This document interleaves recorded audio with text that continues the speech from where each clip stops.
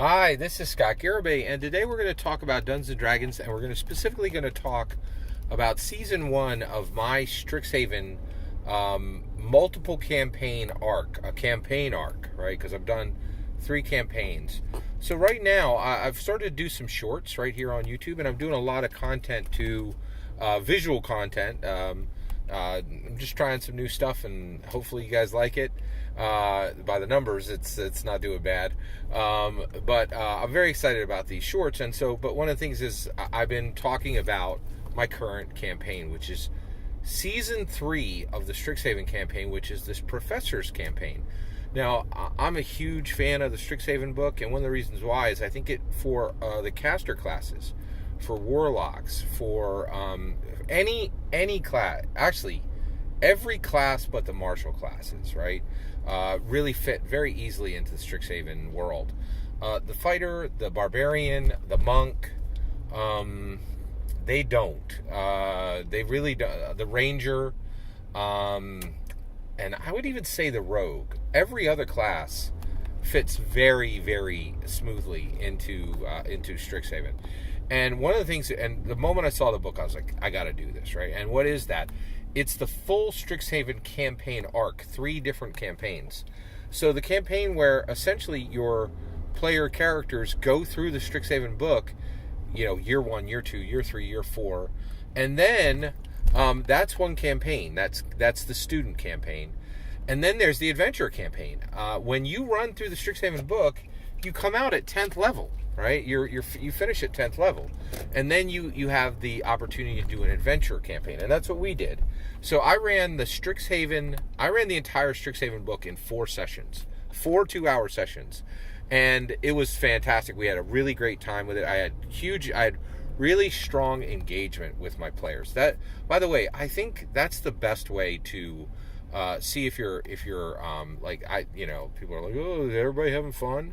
And it's a terrible metric because it's very squishy and there's no real, there's no numbers behind it or any data or anything useful behind it. But engagement, I feel, is a much better way. Like engagement, are your players talking to you about the game during the week, right? Are they engaging with the game, beyond the table? That's a form of engagement, right?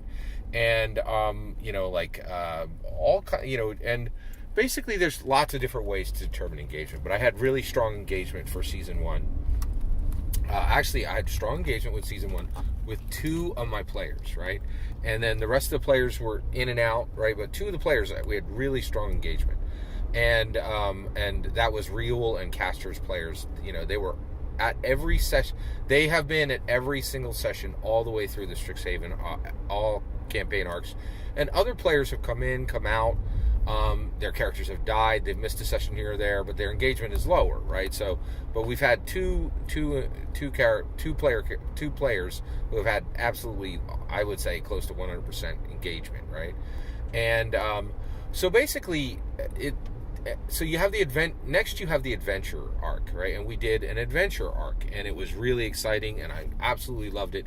And our adventure arc was in Keoland, which was it all took place in the Ghost of Saltmarsh adventure world.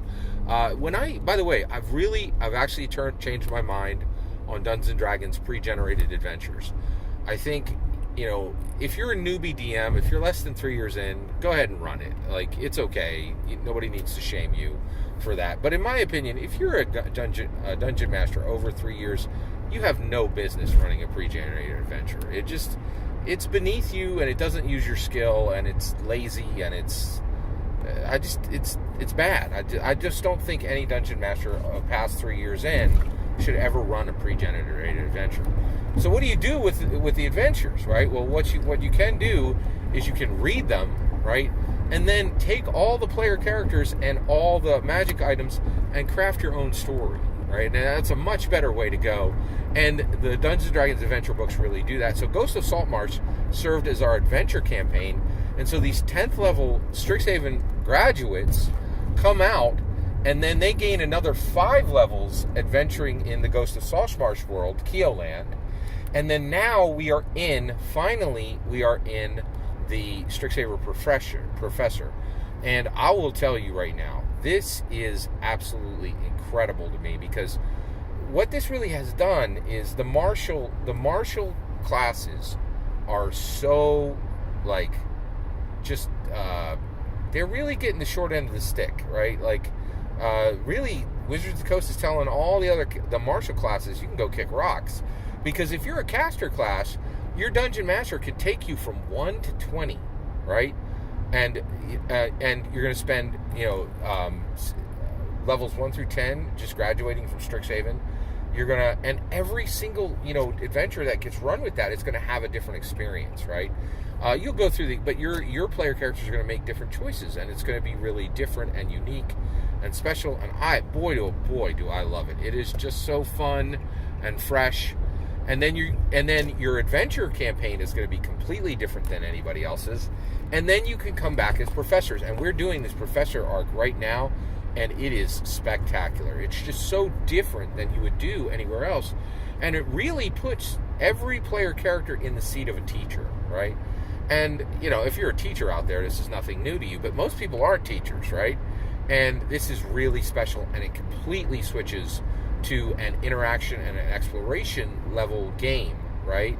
And the combat is kind of left behind, and that's okay, because you just finished an adventure arc, and it is really, really spectacular. But the martials don't have this, right? So if you have a martial class, there's no school where they can go and cover 10 levels and then come out as a powerful adventurer, have an adventure arc, and then return to where they were trained as an instructor. It just doesn't exist, right? And I really think it's kind of a gap in the game right now. And I feel bad for Wizards of the Coast. I don't think they intended to make this gap, but Strixhaven really does make this gap. And right now, caster levels just have way more to do in Dungeons & Dragons. And they have this campaign arc, right? Not a story arc, right? All player characters have story arcs when you put them into campaigns. But this is really special and really unique. And Strixhaven, this is something fundamentally different that Strixhaven does, where it really elevates caster classes over martial classes. Let me tell you a secret. The caster classes were already elevated over the martial classes, right? So I really feel like this is a problem in Dungeons & Dragons 5th edition, where we really need to, figure out how to bump up martial classes to get back to where they should be, narratively and mechanically. But I cannot, so I just wanted to kind of explain to you this whole, season 1, season 2, season 1 student, season 2 adventurer, season 3 professor. And I think people are so sleeping on Strixhaven. I don't think anybody understands how many ways Strixhaven has really massively changed the Dungeons & Dragons world. And it's definitely one of my favorite Dungeons & Dragons books. And I just wanted to explain to you this season 1, season 2, season 3 arc that you can do in Strixhaven, and and just talk a little bit about what we're doing with it. Thank you for letting me share this with you. Please consider subscribing, and have a wonderful millennium.